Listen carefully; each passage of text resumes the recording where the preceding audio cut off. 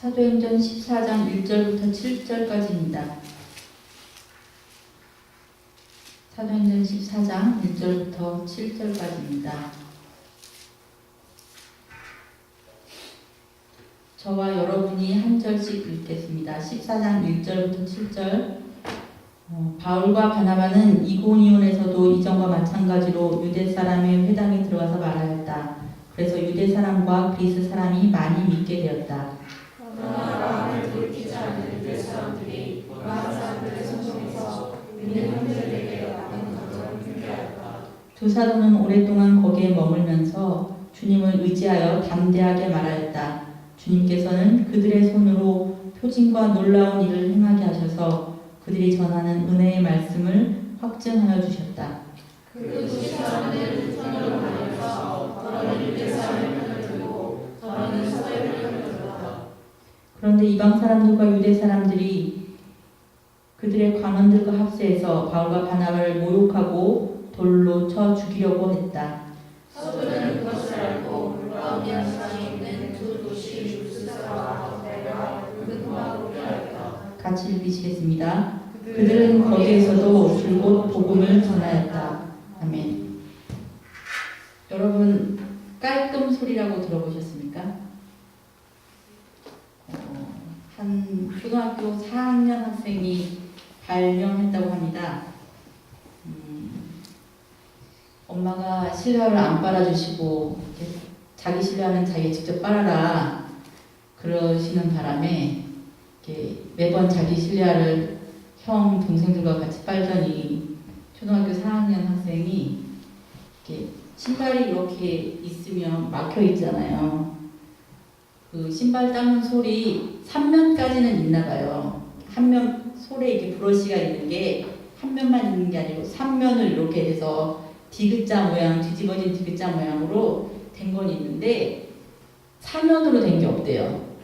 그래서 그 하나를 잘라가지고 이렇게 붙인 거예요.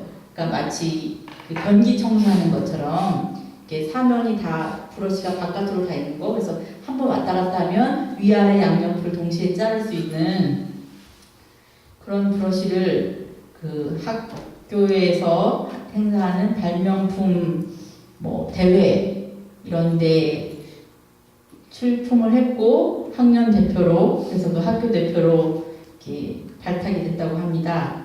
오늘 오후에 신주현 군 어머니로부터 직접 들은 얘기였습니다. 초등학교 4학년, 그러니까 6학년 형아부터 이제 유치원에 다니는 여동생까지 4명이 쭈르륵 앉아가지고 실내화를 빨고 있는 거예요. 엄마가 실내화를 빨아라, 자기 실내화는 자기가 빨아라 했을 때 생각하셔보세요. 어떤 리액션이 있겠습니까? 보통 예상되는 리액션이라면 엄마가 빨아야지, 싫어, 형아가 빨아, 난 이거 깨끗해, 이런 반응들이 있겠죠. 근데 이 꼬맹이는 필요를 발명의 기회로 삼았던 것 같습니다. 오늘 우리가 읽은 본문에서 바울이 그리고 바나바가 하나님의 말씀을 전했을 때 사람들의 리액션이 나옵니다. 크게는 두 가지로 나오죠. 말씀을 믿고 하나님을 따르기로 결정한 사람들의 적극적인 반응이 나오고요. 또 다른 적극적인 반응은 아주 공격적으로 거부하고 거절하고 심지어는 그 말씀을 전한 바나바와 바울을 죽이려고까지 하는 사람들의 반응이 나옵니다. 똑같은 상황인데 똑같은 말씀을 들었는데 그렇게 반응이 다르게 나올 수밖에 없습니다. 왜냐하면 그들이 그렇게 선택했기 때문입니다.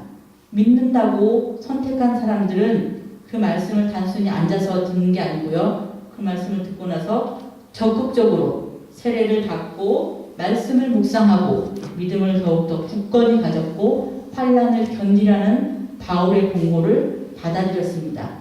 그리고 그들은 환난을 두려워하지 않았고 말씀을 전하는 바울과 바나바에게 위협이 왔을 때에 직접 피신도 시켰고 보석금도 모아서 내주었고 그렇게 단순히 앉아서 말씀을 듣는 데 그치지 않고 그들의 삶이 그들의 행동이 멋진 리액션으로 나타났습니다.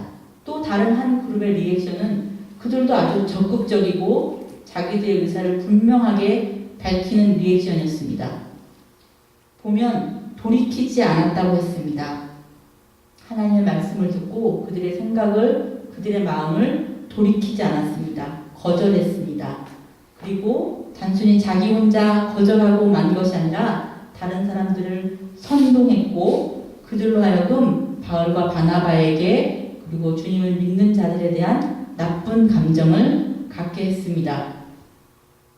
뿐만이 아니라 사람들을 선동해서 죽이려고 시도했습니다.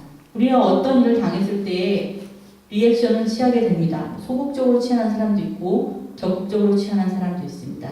다른 사람에게 어떤 말을 들었을 때에 적극적으로 그것을 받아들이고 그것을 지키고 그것을 위해서 나의 삶을 바꾸는 사람이 있는가 하면 거절하고 거부하고 그 말을 한 사람을 뒤에서 뒷담화를 한다든지 아니면 흉을 본다든지 다른 형태의 자기만이 할 수 있는 적극적인 형태로 그것을 거절할 수도 있습니다.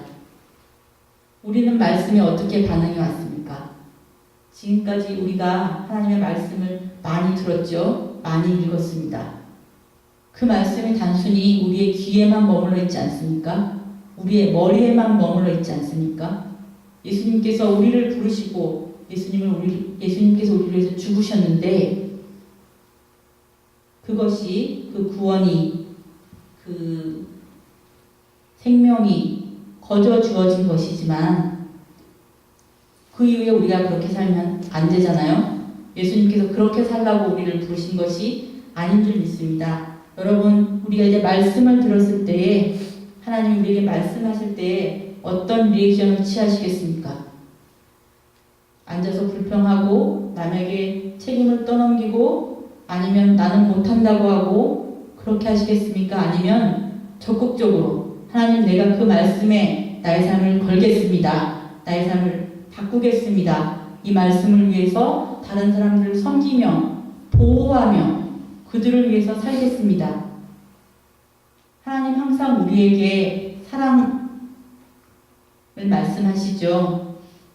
평화를 말씀하십니다. 그것이 무엇을 위한 사랑이고 무엇을 위한 평화입니까? 그냥 이대로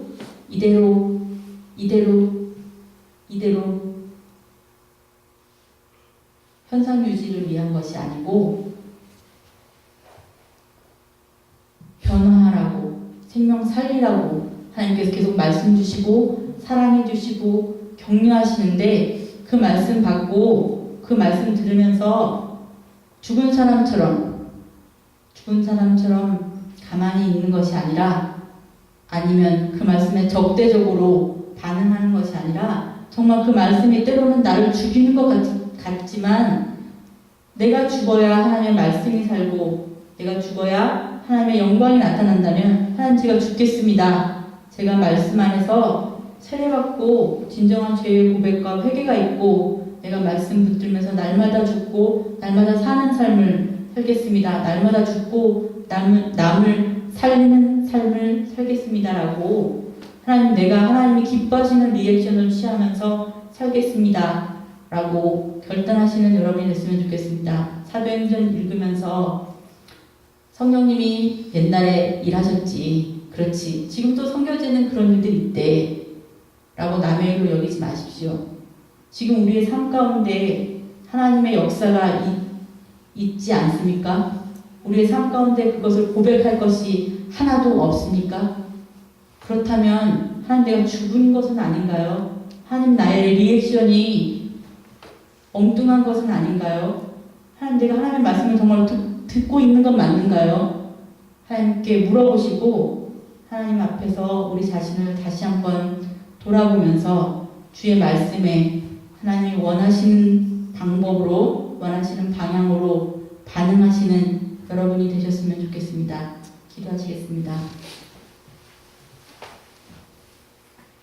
하나님 늘 저에게 주의 말씀 주시니 감사합니다. 세상 사람들은 그 말씀을 거부하고 버리고 나쁜 말을 하지만 주님 우리가 주의 말씀 믿겠다고 하면서 주의 말씀 믿는다고 하면서 주의 말씀 따른다고 하면서 그냥 너무 소극적으로만 살아오지는 않았는지 주님 돌아보게 됩니다. 하나님 우리가 주의 말씀에 더욱더 적극적으로 반응하며 능동적으로 반응하며 우리의 삶이 날마다 십자가 앞에 죽고 다시 사는 생명의 역사가 되게 하여 주시옵소서. 우리의 삶이 주님 앞에서